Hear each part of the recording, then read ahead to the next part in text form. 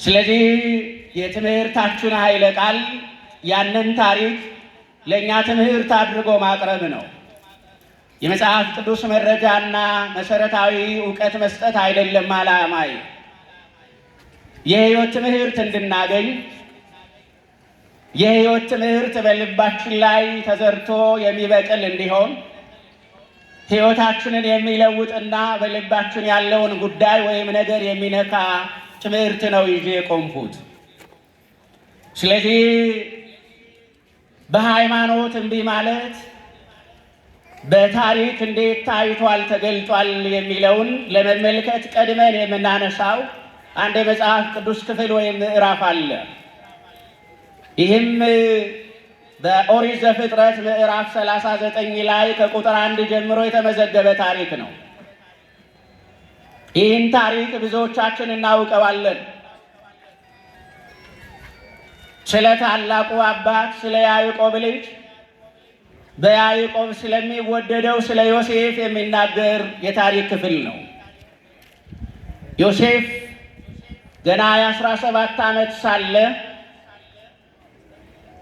ይኖርበት ከነበረ ከአባቱ አጠገብ ወደማያውቀውና ወደ ሩቅ ምድር ወደ ግብፅ በወንድሞቹ የተሸጠ ነው። እስማኤላውያን ከወንድሞቹ ገዝተው ወደ ግብፅ ከወሰዱት በኋላ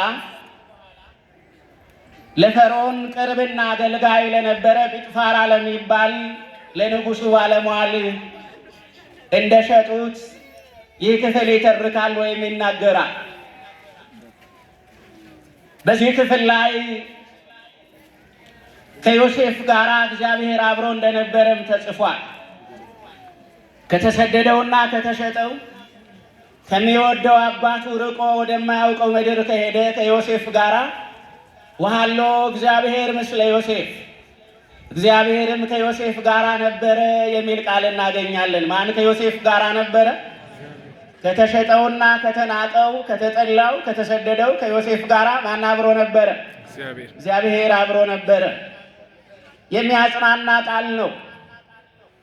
ልካ በወንድሞቻችን ስንጠላ የማይጠላን አምላክ አለ። ልካ ወደማናውቀው ሀገር ስንሄድ ባይዱን ዘመድ ጨለማውን ብርሃን ተራራውን መንገድ የሚያደርግ እግዚአብሔር አብሮን ይሄዳል። ልካ በተሰደድንበትና በተናቅንበት ባሪያ በተባልንበት ምድር እግዚአብሔር በእኛ በኩል ለሌሎች በረከት ያሳድራል። ስለዚህ ዮሴፍ ወደ ግብፅ ተሽጦ ባሪያ ቢባልም ከዮሴፍ ጋር ግን የነገስታት ንጉሥ የጌቶች ጌታ የአማልክት አምላክ እግዚአብሔር ነበረ ይላል። ዮሴፍ ወደ ጲጥፋራ ቤት ተሽጦ ከገባበት ቀን ጀምሮ የጲጥፋራ ቤት በውጭም በውስጥም ተባረከ የሚል ቃልም እናገኛለን። ዮሴፍ ወደዚያ ቤት በመግባቱ ምክንያት እግዚአብሔርን የማያውቀው የጲጥፋራ ቤት ዮሴፍ በመግባቱ ምክንያት ብቻ በውስጥም በውጭም ምን አለ ነው የሚለው? ተባረከ ይላል። ከዚያም ጲጥፋራ ዮሴፍን አንተ በባሪያዎች ላይ ሁሉ አለቃና ሹም ሆነሃል፣ ከዚህ በኋላ ከምበላውና ከምጠጣው በቀር ሌላ እኔም የማውቀውና የማየው ነገር አይኖርም። ሁሉን ለአንተ አሳልፌ ሰጥቼአለሁ። አንተ ለእኔ ታማኝና ጥሩ ተወዳጅ አገልጋይ ነህ ብሎ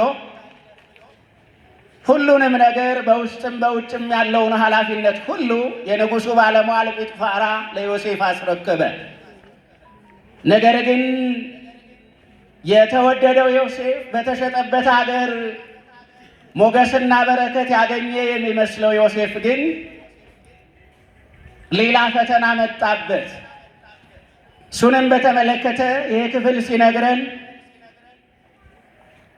ወዮሴፍሰ ሰናይ በላህዩ፣ ዮሴፍም መልከ መልካምና ውብ ነበረ ብሎ ይተርካል ወይም ይጀምራል። ባሪያ ሆኖ የተሸጠው ዮሴፍ መልከ መልካም ነው። ተራና ዝቅተኛ ሆኖ የተናቀው ዮሴፍ መልከ መልካምና ውብ ነበረ። ነገር ግን በዚህ ምክንያት ፈተና ወደ ዮሴፍ መጣ። የንጉሡ ባለሟል ሚስት የጲጥፋራ ሚስት ወወዴት አዕይንቲሃ ላዕሌሁ በዮሴፍ ላይ ዓይኗን ጣለች ይላል። መልከ መልካሙና የተወደደው የታመነው አገልጋይ ዮሴፍ ሲወጣም ሲገባም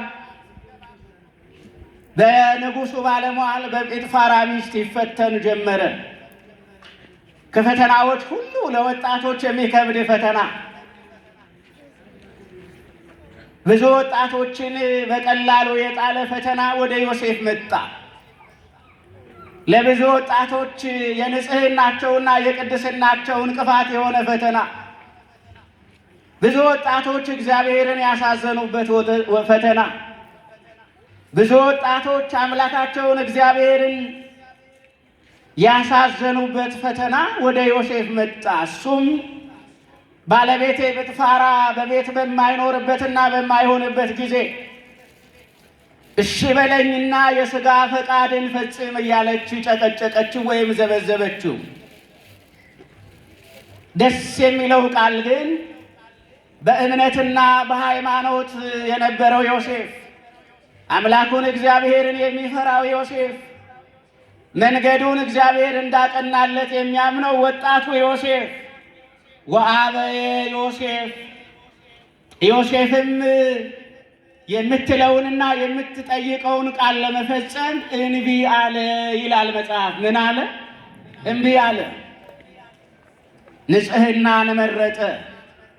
ለአምላኩ ለእግዚአብሔር መታመንንና ላመነው በቤቱ ሁሉ ላይ ስልጣንና ባለሟልነት ለሰጠው ለጲጥፋራ ለሚያሰራው አገልጋይ አድርጎ ለቀጠረው ሰው መታመንን ዮሴፍ መረጠ።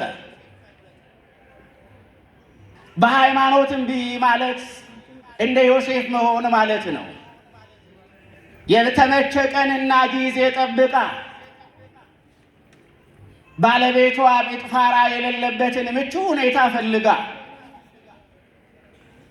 የዮሴፍን ፈቃድ ለማግኘት የሚያስችል ጊዜ ነው ብላ አስባ ዮሴፍን በመንገድ ላይ ለማስቀረት ከአምላኩ ከእግዚአብሔር ጋር ያለውን መልካም ግንኙነት ለማበላሸት የአምላኩን የእግዚአብሔርን ሞገስና በረከት እንዲያጣ ለማድረግ እግዚአብሔር ወደፊት ያሰበለትን እቅድና ያሰበለትን ቦታ ለመከልከል ሰይጣን ጲጥፋራን መንገድ ላይ አቁሞ ዮሴፍን ፈተነው። ዮሴፍ ግን ለጲጥፋራ ጥያቄ ሁለት የሚያስገርም መልስ ሰጥቶ በሃይማኖት እምቢ አላት። የመጀመሪያው ታውቂያለሽ፣ ባለቤትሽ ጲጥፋራ በውስጥም በውጭም ባለ ንብረቱ ላይ አዛዥና አለቃ አድርጎኛል። በአንቺ በሚስቱ ላይ ግን አንዳች ስልጣን አልሰጠኝም። ስለዚህ ባለቤትሽ ጲጥፋራ አንዳች ስልጣን ባልሰጠኝ በዚህ ጉዳይ ትጠይቅኝና ትዘበዝብኝ ዘንድ አይገባም። በዚያውስ ላይ እንዴት እንዲህ ያለ ክፉ ኃጢአት እንዳደርግ ትፈልጊያለሽ? እግዚአብሔርስ ይህንን ኃጢአቴንና ክፋቴን ቢያይ አይፈርድብኝምን ብሎ መልስ ሰጣት። ማን ይፈርድብኛል አላት? እግዚአብሔር ይፈርድብኛል። ሰው ባያየኝ፣ ጲጥፋራ ባያየኝ፣ የጨለማና የተመቸ ስፍራ እንኳን ቢሆን ማን ያየኛል አላት? እግዚአብሔር ያየኛል አላት። ለካ ክፋትና ኃጢአት ከማን ዓይን አይደበቅም? ከእግዚአብሔር ዓይን አይደበቅም።